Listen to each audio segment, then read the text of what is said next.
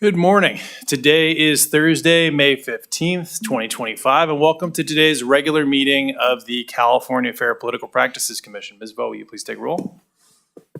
Commissioner Brandt? Yeah. Commissioner Here. Ortiz? Here. Commissioner Wilson? Here. Chair Silver? Here. Great, let's move on to item number 1, and that's going to be public comment for items not on today's agenda. Is there any public comment for items not on today's agenda? Yes, okay. Please go ahead. Good morning.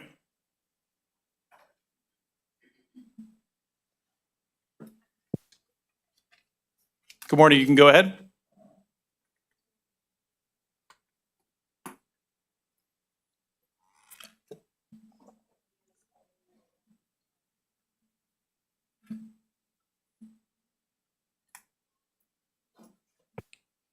Good morning, Ms. Alderman, are you there? We'll give you a few additional moments. Yeah. Okay, excellent. Yeah, Good morning. here. Good morning. This is Lori Alderman, and I commented last month about the city of Cotati and the Form 700s. I have a question. One official I was trying to get the Form 700s was, I did get from multiple cities, I got through PRA requests, the Form 700s. So I have all of them now. But each city he's reported different assets, income, all that on the Form 700. So I was wondering if there's a possibility of the FPPC looking into whether you can search by name and have the all the 700s there. So that's my for every city. So that's my comment. Thank you. Well, thank you. I appreciate that. And if you do want to file a complaint, you feel violations occurred, please feel free to do so with the Enforcement Division. If you do have questions regarding the Form 700 requirements, you can reach out to our advice line, and they can discuss that with you. Appreciate you taking the time to, again, comment this morning. Thank you. Any other public comment? No. Okay. Well, let's move on to item number 2, and that's going to be our April 2025 minutes. Any suggested edits by commissioners? Motion to approve the April 2025 Commission meeting minutes. Second. Excellent. Any public comment? Hearing and seeing none. Ms. Vo? Commissioner Brandt?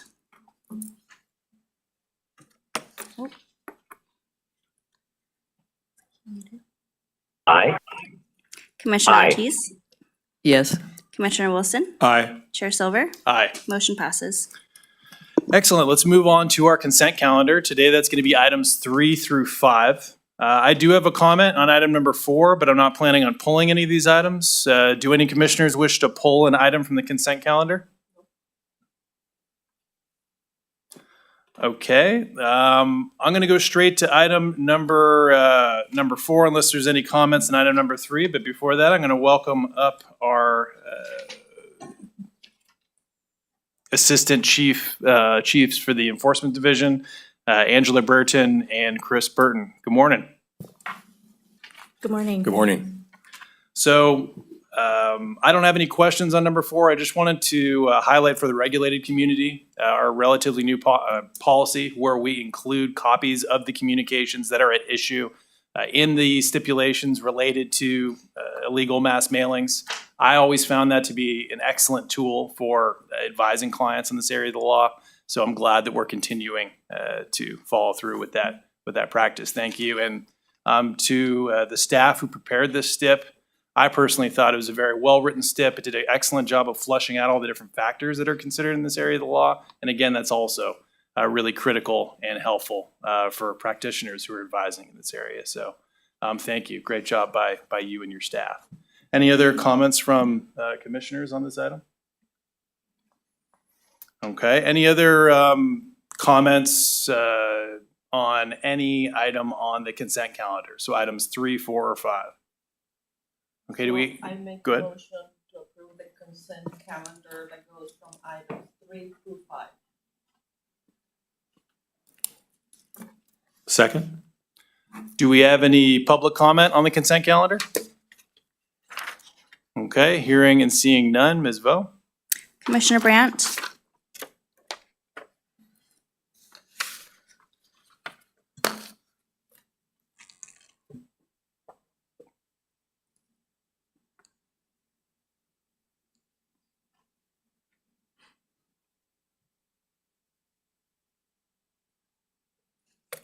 Commissioner Brandt, Aye. Aye on the consent calendar. Thank you. Commissioner Ortiz, Yes. Commissioner Wilson, Aye. Chair Silver. Aye. Motion passes. Okay, let's move on to item number 6, and that's going to be a motion to vacate default decision and order in the matter of Damian Morgan, FPPC number 22075. And I'm going to defer over to our General Counsel, Dave Bainbridge, to introduce this item. Good morning, Mr. Bainbridge. Good morning. Just a quick reminder for the commission, we had a motion to vacate a few months ago, but where we are in the process is this was an enforcement case that the commission approved a default decision and order back in February of 2025. Default occurs when the respondent in the case doesn't participate in the administrative process through requesting a hearing. So this is the opportunity by statute that the respondent has to essentially appeal to the commission a default decision that has already been approved by the commission. The request made in this case, so the standard that is applied that the commission applies in determining whether to grant this motion to vacate, which would mean it goes back to enforcement for a hearing. The standard is good cause under the statute. Now, that is a broad phrase, so you're probably wondering what that means. What the statute says is that the commission, at its discretion, may vacate a decision and grant a hearing on showing of good cause. Good cause includes, but is not limited to, any of the following: failure of the person to receive notice of the accusation, mistake, inadvertence, surprise, or excusable neglect. So the statute is aimed, the concept of good cause is there good cause for the respondent not participating in the administrative process? It's really not focused on the merits of the case one way or the other. It's just whether there is some justification for taking back the prior order and allowing the matter to go to a hearing after all. So if the commission has any questions about the procedure, happy to answer them. The commission's options here are to vote to grant the motion, which would send this case back to enforcement, and the respondent in this case could file a notice of defense, and there would then be a hearing scheduled, or it can take no action or deny the motion, in which case the default would move forward with collections. Thank you, Mr. Bainbridge. Thought it'd be helpful to share my thoughts where I'm at on this at the moment before we move on. So when I'm looking at whether there's good cause, I'm looking at 3 factors, assuming that there's been proper notice provided. That would be how many contacts there's been, attempted contacts with the respondent, how the response responded to those contacts, and then if there's any reasonable basis for not responding to those contacts. So here it looks like the Enforcement Division reached out to the respondent 14 times over email, phone, and personal service. And this was over a period of 3 years. I can tell you as a former filing officer, this individual almost certainly received emails from their filing officer reminding them you need to file your Form 700. Once they did not file their Form 700 on time, they would have received another email or contact saying your Form 700 is late, you need to file immediately. Then they would receive another email that says your Form 700 is late, you need to file now, we're going to refer you over to the FPPC. And typically that would be provided for each one of these Form 700s. It looks to me like there was very little response to any of these contacts that were provided. Form 700s were filed, but they weren't filed until after the default was approved by this commission. I reviewed the motion. It looks like there was some basis for not responding to some of these contacts. I'm certainly sympathetic to medical concerns. I think they can, under certain circumstances, constitute good cause. And I'm interested in hearing from respondent if he's here as to what the basis was for not responding to contacts from the county, for example, or your filing officer, all the way back in 2021, 2022, 2023, et cetera. Right, that would be very helpful for me. Right now, I'm leaning towards denying this motion based on that, but I'm certainly open to hearing what other commissioners' takes are on this, and I'd like to hear from respondent as to his experience and why he feels that there's good cause in this matter. So with that, I'm going to open it up to the other Wait for the commissioners. respondent to hear what he has to say Sure, any commissioners want to make comment before the respondent? after. Yeah, I'll follow the recommendation. Excellent, perfect. Yeah. Go ahead, sir. And then if you could speak at the microphone.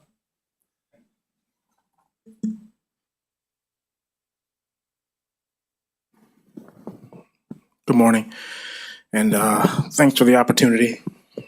Give you a little background, that's okay. You can stop me if you need to. Damian Morgan here, born and raised in Marin City, in Marin County, right by the Golden Gate Bridge. It's an extremely, extremely underserved community. It's the most underserved community in California per the Advancement Project. I'm born and raised there, graduated high school there, moved on, SoCal, lived in Sacramento for a few years. When I moved back into the community, I felt and saw that I had to get involved. It's underserved in every area of life, from healthcare, education, environment, everything. When I got involved, I ran in the election. I won by 1 vote. It was my first time ever involved in any type of political action. No experience, a community of 5,000 people, no professionals behind me to guide me, no money in the election. It's not a big money election, 5,000 people, low income community. So I won by a vote. I went to hundreds of meetings, housing, education meetings outside of the Marin City Community Services District. I wanted to understand better what was happening at this moment because I was gone for years. I won by 1 vote. It was news. It made the news. I went to hundreds of meetings from different areas of inequities in the community. And to your point of me not responding, I take 100% responsibility for that. I spoke many times with Dan Miller. He runs the elections, communication department in Marin County. Dan is very helpful. He emailed me.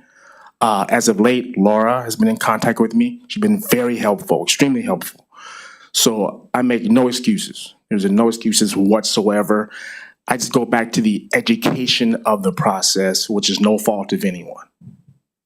My fault, I imagine. It's the education of how serious this is, the education of politics, the education of responsibility.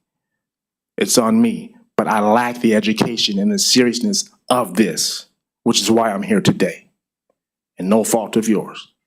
So that's what I get. So I just wanted to help my community. I did my part. I tried to do all I could, all I can in that moment. I'm still involved in the community as of yesterday. And today there's things going on, but of course I'm here, which is very important. So I'm still involved.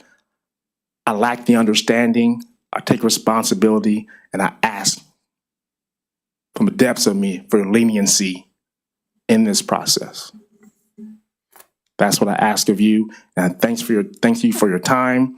I will go back to the community and explain to them what I deferred in doing, and I will help them understand that this is serious for the folks that may not understand that. Because again, it's all about education of this and how serious it is, and I lack that. Now I understand, and thank you for your time. And again, I ask humbly for your leniency and in this process. Thank you. Well, I thank you for coming here today, and I thank you for your service, and I'm interested to hear what that the other commissioners have. Can I make one more comment? I'm sorry. Go ahead, of course. Yeah, and in my letter, you saw that I made no excuses. Also, I'm sure you read my letter, and I do have a little bit of medical issue with my skin, but I just want, it's in my letter. But again, that's due to living conditions. But that's no excuse. But I have been going through that. I'm still going through that in this moment, in this time. But thank you, and I appreciate your time. Thank you, Commissioner Ortiz. Thank you, Chair. Thank you for your desire to be involved in your community, that I'm sure you provided a great service. However, once you become an elected official, you have obligations that you have to follow and meet. Here you have, 14 times where you received communication stating clearly. So there was no need for additional education per se, because the communication, the email you got were very clear. You're failing in your obligation to report. So I am not inclined to give this, a motion to vacate. Thank you, Commissioner Ortiz. Commissioner Wilson? Yes, thank you, Chair. I just have a question for, in terms of, from Councilor Brereton and Mr. Burton. How much hours do you, just roughly, not exactly, was spent at the staff level to handle this particular item? Yeah, not an exact number, just kind of ballpark. Well, taking into consideration from the time that the case begins with our intake staff, I would estimate hundreds of hours going through the entire default process. That includes, drafting letters, drafting emails, making phone calls, but also then bringing all of the proceedings under the Administrative Procedures Act, so the probable cause, accusation, and then finally with the default. That's my best estimate. Yeah, thank you. That's just looking for a ballpark. I mean, I know there are extensive resources that were utilized to handle this matter. I would also reiterate to thank Mr. Morgan for his service at the local level. But we have limited resources here at the FPPC. Extensive amount of resources were expended, and there were multiple contacts via mail, phone calls, other emails, other forms of communication that you normally use. So while I would extend empathy in this situation, it would be difficult to support this motion. So thank you. Commissioner Brandt, we don't have you on video, so I thought I would give you an opportunity to chime in if you had any comments.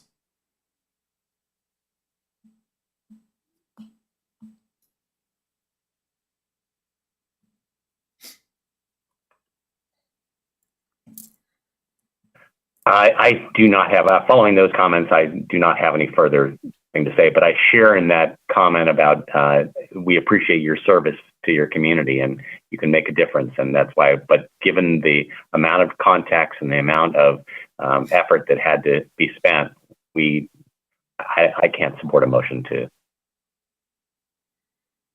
Thank you. Thank you, Commissioner Brandt. Two things that I just want to highlight before we make a decision on this. Number one, so if we grant this motion, it's going to go back to the Enforcement Division and potentially to a hearing, right? That's what General Counsel has described to us. There can also be a settlement prior to that. It's not as if we grant this motion that these fines are going away. Is that correct? Or that these violations will be resolved without a fine? That's correct. It would be resolved as if the default hadn't happened. Okay. And I would expect that the fine would still reflect the vast hours, the vast amount of time and resources that were used on this matter, right? So this would still be a significant fine. At least that's what I would expect. We would still look at our comparable cases, which would include cases that went to the same level of staff time and effort to resolve. Okay. And then I think it would be helpful, I don't know if General Counsel Bainbridge or Executive Director West, if you could briefly touch on our process for assisting respondents with collections if they're unable to pay a penalty for whatever reason. I believe we have a process where if a respondent isn't able to pay, that there can be actions taken by the FPPC to address that. Is that correct? Yeah, the commission, lose track of time, in the last couple of years has adopted a regulation on the collections process. So at a certain point, fines that have been levied, there's a process by which those can be reduced through the collections process. It's mainly aimed at the likelihood of collecting the debt, though. So that's the focus of the program of collecting debts that have been levied. Okay, and if a respondent wanted to learn more about that process, who would they reach out to at the FPPC? For the record, Executive Director West is raising her index finger. Okay, so I Commissioner make Ortiz? the motion to deny the request to vacate the default. Okay, I second that motion. Ms. Vo? Oh, before we take a vote, public comment? Okay, hearing and seeing none, Ms. Vo? Commissioner Brandt, Aye. Commissioner Ortiz, Yes. Commissioner Wilson, Aye. Chair Silver, Aye. motion passes.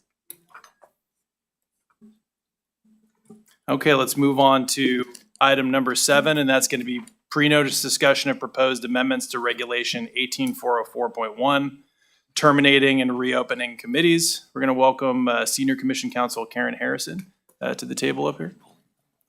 Oh, you know what? Based on an update that we received from the legal division, we have an update from General Counsel Dave Bainbridge on this item.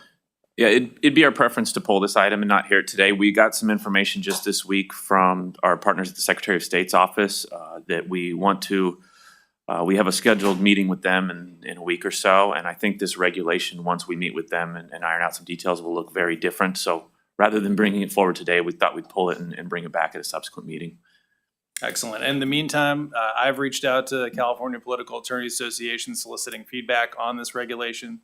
So we welcome their feedback on this, as well as California Political Treasurers Association and any other members of the regulated community that are going to be impacted by this. But I agree with General Counsel Bainbridge that we should pull this item. Fine. Excellent. We don't have to take any formal motion to pull this item, so I'm going to move on to item number 8. Commissioner Ortiz, go ahead. When the new memo comes in, would you make sure you attach this one because I have notes on it? Okay, thank you. Excellent. Let's move on to item number 8, and that's going to be our legislative update. So we'll welcome Senior FPPC Legislative Counsel Lindsay Nakano to the desk.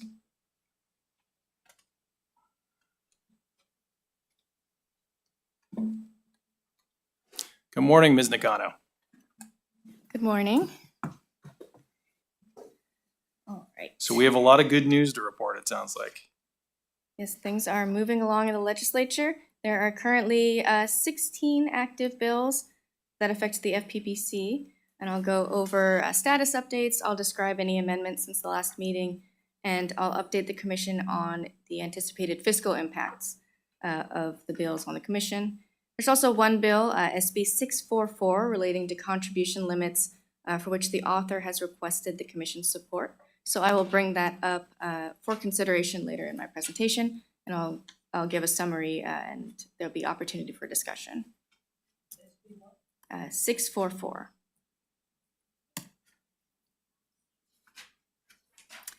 All right, I'll move on to updates on commission-sponsored bills.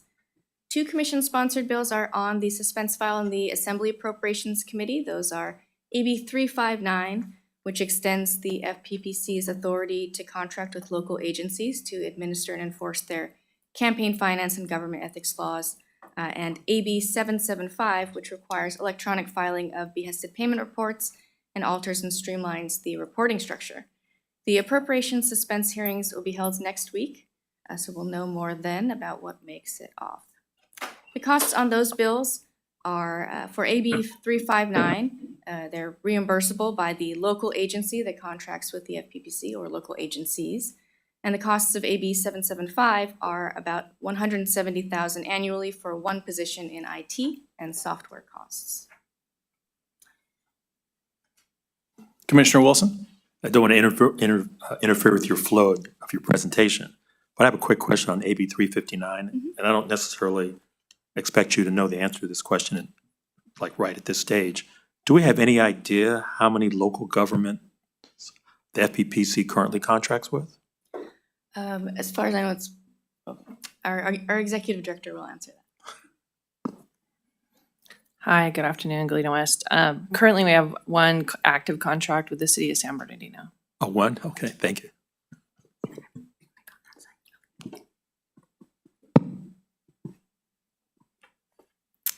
Okay.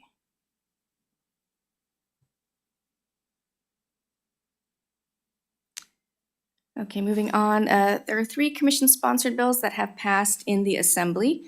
Those bills are AB 808, which makes cleanup and conforming changes related to the CalAccess replacement system, AB 1029, requiring disclosure of cryptocurrency on the Form 700, and AB 1286, requiring disclosure of prospective employment information on the Form 700.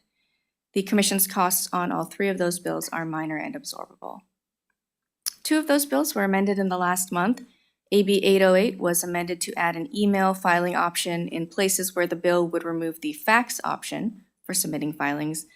And AB 1286 was amended to narrow the bill to apply to only the filers listed in Section 87200, which generally include the highest level filers in the state.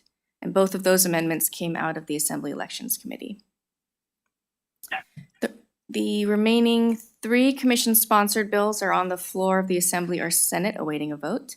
Those are AB 953 relating to foreign interference in ballot measures, SB 280 relating to the prohibition on making contributions in state and local buildings, and SB 852, which eliminates the manual notification requirement for PRA bill amendments. AB 953 was amended to correct a drafting error, and SB 280 was amended to add Senator Dolly as a co-author. The costs for the FPPC in all 3 of those bills are also minor and absorbable. And I'll pause here for any questions or comments on commission-sponsored legislation. Commissioner Brandt? Sorry to put you on the spot. We just heard some feedback from your phone. Yeah, no, because I was trying to get on. So my question, Ms. Nakano, is what did the 3 commission-sponsored bills, what did the committee votes look like coming out of committee? We have, I think, 8 commission-sponsored bills. Were there any in particular that you were interested in? 3 you just identified. Okay. The 3 you just identified. Let's see, those are 953, 280, and 852. Right.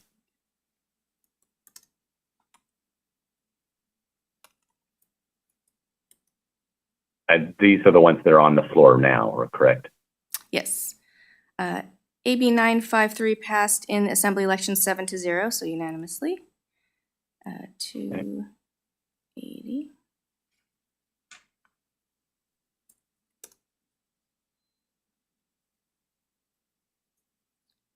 .280 also passed, SB 280 passed unanimously 5-0.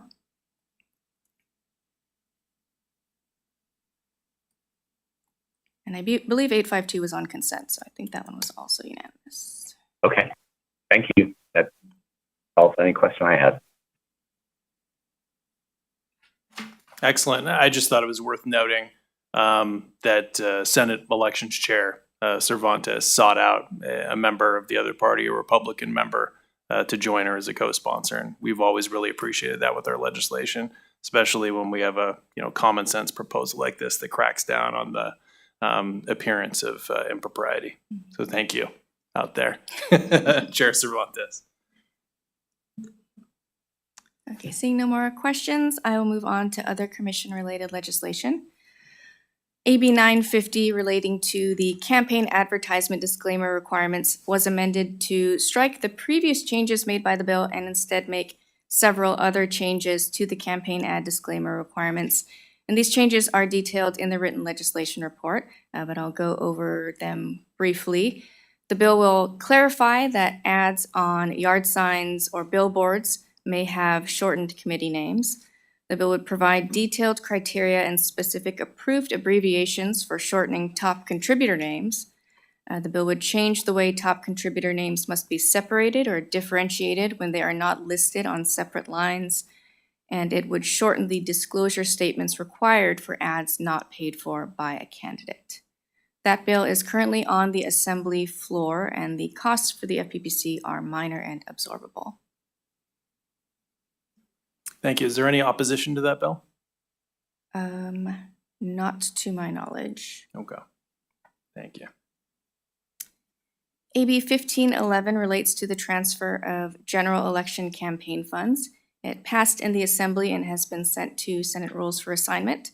There were two recent amendments just to correct citations, and the costs for the FPPC are minor and absorbable. The next four bills are on the suspense file in the Appropriations Committees. SB 42 relating to public campaign financing. The Commission's costs on this bill are about $200,000 annually for one position in the Legal Division, and the Commission may incur potential additional costs in an unknown amount for enforcement against local jurisdictions should that occur in the future. SB 321 relating to reporting expenditures of ballot signature curing activities. That bill's on suspense. It was amended to alter the method of reporting the expenditure information to require reporting by email or other digital means with the Secretary of State. And then within 2 years of SOS certifying the new CalAccess replacement system, these expenditures would be filed on that new system. The costs to the Commission on SB 321 amount to 1/2 position in the Legal Division. SB 458 relating to ballot measure title summaries and financial impact estimates. That bill, the FPPC has no costs on this bill, but LAO does have significant costs. The bill was amended recently to add Senator Allen as a co-author. That brings me to SB 644 by Senator Blakespear. This is the bill for which the author has requested Commission support. As a refresher, starting January 1st, 2027, SB 644 would extend the Political Reform Act's contribution limits to candidates for judicial, school district, and community college district office. The bill would authorize the city or county to impose a different limit and would authorize the Judicial Council, school districts, or community college districts to impose a more restrictive limit if they choose. The bill is on suspense in the Appropriations Committee. The Commission does have costs on this bill for 6 new positions, amounting to just over $1 million for the first year and just under $1 million ongoing annually. Those positions are, let's see, 4 in enforcement, 1 in the Legal Division, and 1 in the Audit Division. And these costs are comparable to the costs from the Commission for AB 571 in 2019, which applied the PRA's contribution limits to candidates for city or county office. I'll pause here for any questions or discussion. Thank you, Ms. Nakano. That sounds like a pretty significant amount of costs related to this bill. I was hoping Executive Director West could expand on the impact that this would have on the agency. Sure. I know that the author has asked us for a support position, and we supported AB 571. My concern is in this budget and fiscal time that even if we have our costs associated with the bills, getting it funded would be an uphill battle because of the current budget. So 6 positions for $1 million is difficult to get funded over the next, I would say, couple of years. So it would be something that we would apply for, and then if we didn't get fully funded, then we would continually apply for year after year. Just wanted to bring that fiscal concern to the Commission's attention. That's helpful, and I'm particularly sensitive to that concern because I want to make sure if we're taking on additional responsibility that we have the resources to attribute towards it. With that said, this is a really important policy, at least as far as I'm concerned. I'm sure the commissioners agree. that we want to make sure the public has faith in our elections and that there's not the appearance or actual undue influence. And contribution limits have been one of the tools that have been used by government to address that. So two strong considerations there for me. What wins out is the impact that it's going to have on the agency in terms of our ability to enforce the law. So I personally would not move to support this bill right now in its current form based on that, because I'd have concerns about our budget and the impact it's going to have on the agency. Any other comments from commissioners? No, I agree. Commissioner Brandt? No. Can you Okay, hear me? thank you.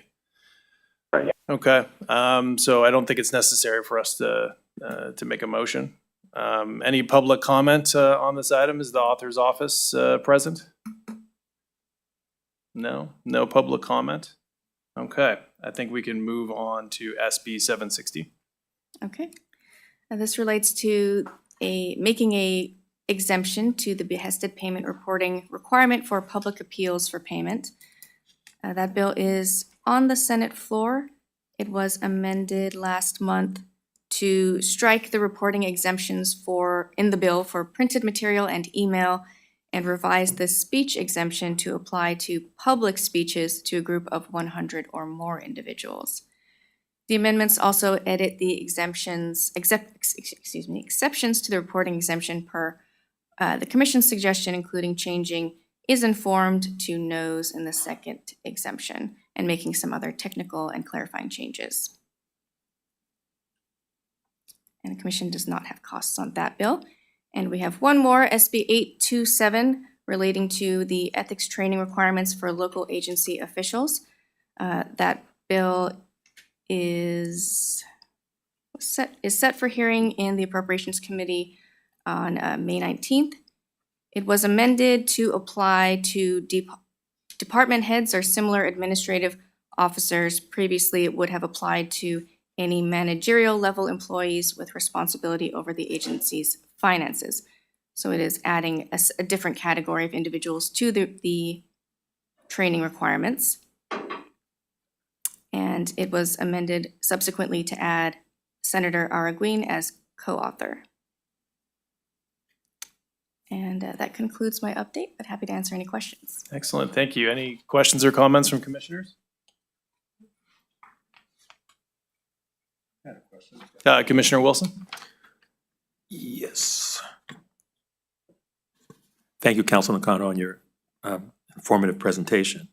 As it relates to item 13, page 16, SB 458, I was going to try to pull up the analysis. This is the one regarding ballot measures, title summaries, and financial impact estimates. Are there any organizations in support or opposition of this bill based on your records? Let me check those records. Yes.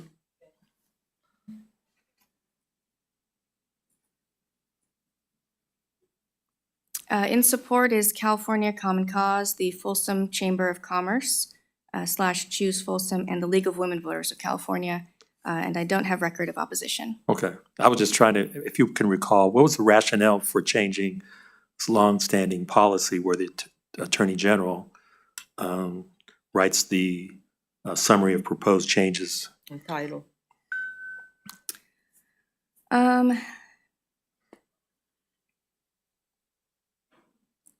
According to the author's statement, they prefer to have a nonpartisan official responsible for writing titles and summaries to allow for an unbiased perspective. Okay. Can I add a Straight from comment? analysis. I'm not going to ask the question of who appoints the legislative analyst, but we'll just leave it at that. Commissioner Ortiz?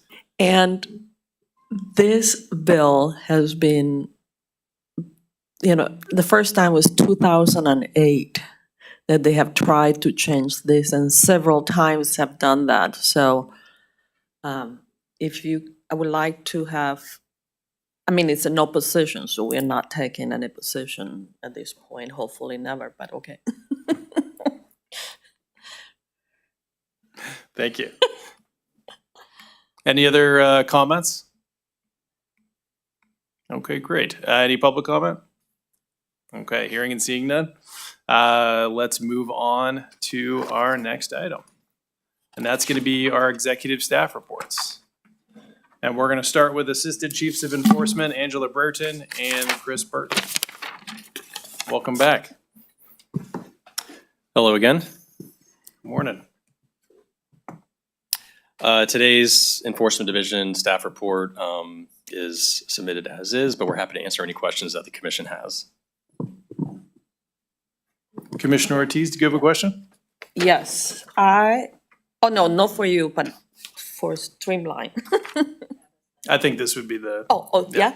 yeah, for Okay. Enforcement Chiefs. So when I read the two cases in the matter of stand up for Chico and the matter of Adrian Greer for whatever, and I'm trying to understand the rationale that was applied for Chico and for Adrian. Chico gets 0 penalties and Adrian gets 3,139.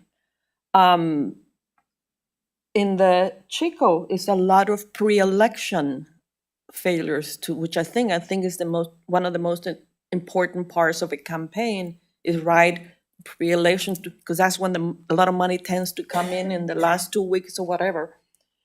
But on Chico, there are no penalties. And I'm comparing between Chico and Adrian when, like late filing, some of them are 3 days, some of them next day. So I'm trying to understand how you reached that decision in Chico and Adrian when you impose penalties on Adrian that compared to the other one, you did not. Thank you for your question. I do know that in the stand up for Chico case that most of the counts there, although there were many violations, most of them did qualify to receive a warning letter through the streamline regulations. And as you can see by looking at the chart and the stipulation itself, although some of them were pre-election statements, they were filed only a few days late. One of the criteria in the streamline regulations is looking at whether or not the statements were filed before the election, or at least I think 3 days before the election. And so at least for those, that's why these would have qualified for a warning letter. So do you have a prescribed time limit when they are forgiven? I mean, 2, 3, 1 week? Because then I'm looking at Adrian and it was 4 days late and you assigned a fine. So that was very interesting. Sure. With the Adrian Greer one, it was the 7/31/2019, 8/14/2019. That's like 4 or 5 days. And still Adrian gets slapped with a fine. right. I do know under the streamline regulations, we also look at the financial activity. There's thresholds there. We also look at prior history. Unfortunately, just by looking at on the face of the stipulation, we don't have all that information without peeking behind the layers, and I don't have that at my fingertips. But for each of the violations in that stipulation as well, it would have been run through the streamline criteria. But without having the full evaluation here in the context of the stip, I am unable to say at this I moment. just hope that we apply consistency on the different violations, even if they're tier 1 or tier 2, but some consistency, because when I look and compare, I go, this is not happening. So I'm just wanted to understand why the discrepancy. Sure. The good thing about the streamline regulation is that it does give us that model to Flexibility. apply consistency. And so again, unfortunately, I don't, and just looking at the face of the stipulation, I'm unable to really get into the particulars on the Greer one at least. But I will tell you that we do evaluate all of our cases through the streamline regulations and we apply the criteria in a consistent fashion. And with this case, the Greer one, it doesn't look like we applied chief discretion to adjust accounts, so they would have qualified for here the tier 1 penalty on the face of the regulation. Okay, just, consistency will be good for me to understand the different applications. Sure. And could it be possible that because one was a general purpose committee versus another being a candidate committee where the candidate potentially had won the election, that would have impacted the analysis there? I know, again, you probably can't look beyond the four corners of the document, but I know the streamlined regs have all these different considerations that we look at. But I share Commissioner Ortiz's. Especially the pre-election part. I think that when a candidate fails to file important information that arrived like the 2 weeks before an election, that's. Right. And you are correct that we do look at the success of the relevant candidate. That's one of the criteria under the streamlined regulation as well. And then Stand Up for Chico, that was looks like it was a general purpose committee, so it wasn't a candidate committee. So Chico, Angela, McLaughlin, they were not candidates for any office. However, Adrian Greer was a candidate for office. That's correct. In the case of Stand Up for Chico, it looks like their activity was related to making independent expenditures. They were filing Form 496s. Okay, that's helpful. Thank you. Any other comments from commissioners? Commissioner Wilson? Yeah, just more of a technical question. I know that at some point in the next month or two, that the executive director will be making a presentation on the streamlining, process. And as it relates to, I kind of have a technical question, just for public consumption. When there's a matter before the FPPC relating, we had one earlier today, mass mailing at public expense, that could not be a streamlining case under any circumstances. Is that correct? That is correct. Okay, that was my understanding, just for clarification. And then one kind of technical question: when there is a mass mailing situation of public expense, is that a fine paid by the city or is it paid by someone else? Unless Assistant Chief Brereton can correct me if I'm wrong, but I believe the fine would be paid by the city. Right, that was my understanding. Just wanted point of clarification. Thank you. Thank you. Executive Director West? Hello. I just want to remind everybody, streamlined questions are great questions. We will be bringing that in November as a pre-notice discussion for our streamlined program, where we'll go over the criteria. But I would encourage the commission to read Regulation 18360.1, which lists all the criteria. And I would just note the specific criteria for campaign warning letters includes activity unrelated to the election triggering the requirements. The late statement or report was filed more than 3 days prior to the relevant election. The candidate or their wholly owned business was the source of 75% or more of the funds on the report. The statement or report was filed in the wrong jurisdiction. The committee raised or spent not more than $10,000 for the election. So those are the specific warning letter criteria for campaigns, as well as the other general criteria about inexperience and the things that apply generally when deciding if there's a warning letter. So it is criteria that is strictly in the regulation as things that enforcement has to consider. So it's not flexibility. Hopefully it is very strictly applied in every case so that we do have consistency and fairness. Just want to point that out. Excellent. One other item on the executive staff reports for the Enforcement Division. This actually comes from the Legal Division's report, which is unusual. But I just wanted to highlight what an amazing job the Enforcement Division is doing getting some of our older cases to PC. As we talked about earlier during the motion to vacate, there's a lot of steps that have to go on and a lot of ignoring on the respondent's part in most cases for us to get to that level, right? And your staff has pushed so many of these cases to that point, which is really impressive. And I'm looking at it right here under the Legal Division report. It looks like we have 1, 2, 3, 4, 5, 6, 7, 8, 9, 10 10 PCs last month or around last month. I'm going to venture to say that's probably a record for PCs in a single month, and I wouldn't even think it's very close. So thank you again for all your hard work getting all those to PCs and continuing to litigate these cases. Thank you. I'm sure the staff appreciates the recognition. Commissioner Wilson? Yes, and I would say that I would just reiterate what the chair said. He said it more eloquently than anyone else could state it, but I want to go on the record also acknowledging the countless hours that the FPPC team puts into getting us to the point where we can discuss these matters, at our monthly meetings. So thank you. Here. Excellent. Okay, let's move on to our second report. Thank you, Mr. Burton, Ms. Brereton. We're going to move on to Chief of Audits and Assistants, Chief Shaw. Good morning. Good morning. My report for this month is as submitted, but happy to answer any questions. Any comments or questions from commissioners? Okay. Thank you, Ms. Shaw. Thank you. Let's move on to the legal division. Mr. Bambridge? I don't have anything to add or highlight from what's in the report. Any comments from commissioners, questions? No? Okay.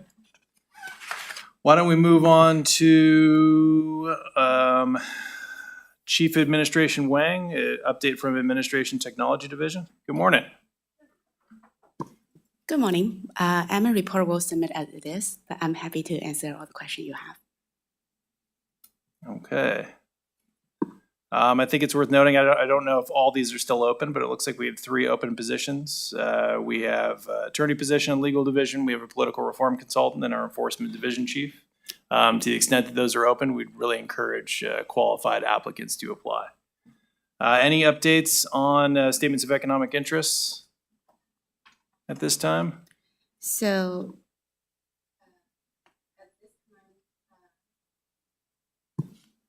thank you. So yeah, we still working on the April 1st group. So at this time, the non-filer is already reduced to about 500. So we're getting there. We're gonna send it to the second non-filer notification at the beginning of the June. But before that, we're gonna reach out, see if we can continue, have more people file. Excellent. Thank you. Any updates on the budget that you can share? At this moment, I know governors already have the proposal made revision yesterday.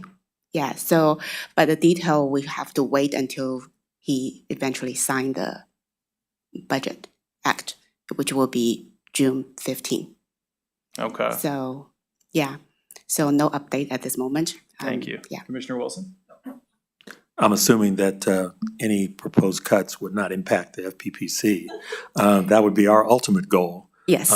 But I also think it's important that if there's legislation moving through the process, that we consider our support or opposition based on whether that legislation will be funded in the event that the measure is signed into law.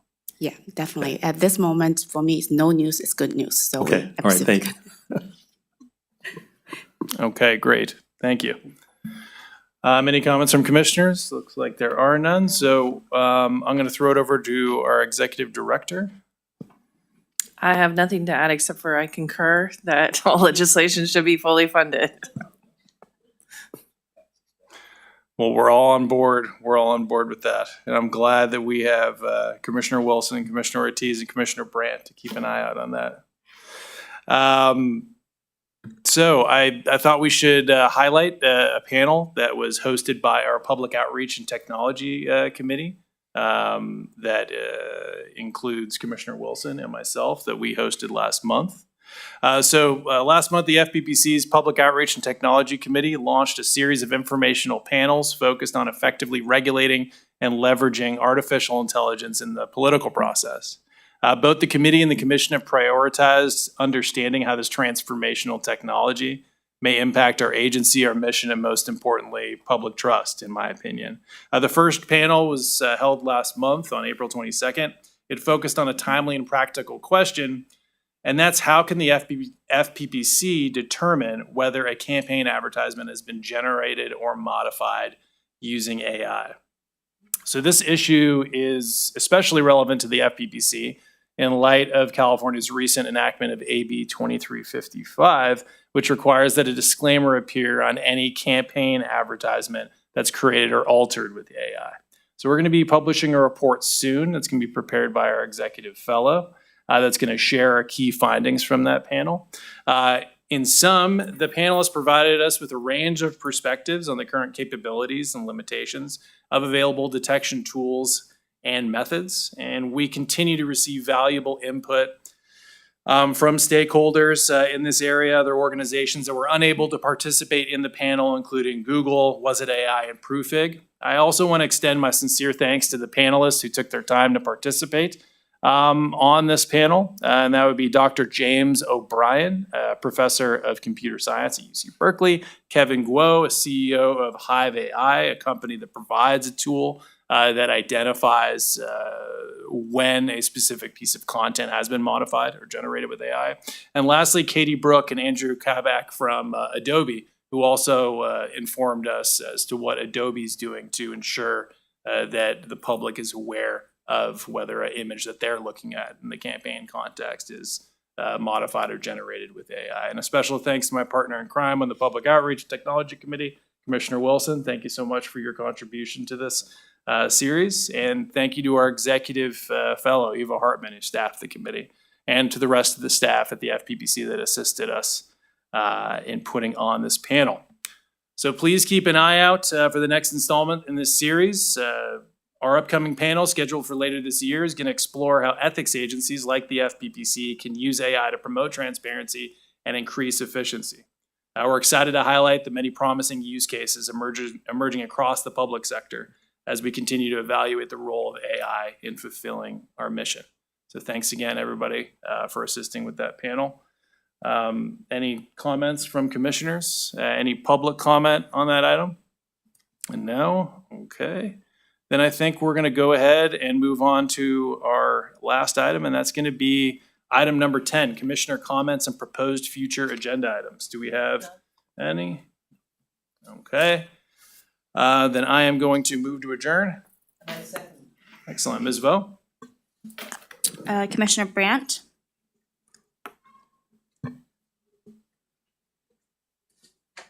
Aye. Commissioner Ortiz, Yes. Commissioner Wilson, Aye. Chair Silver, Aye. meeting adjourned.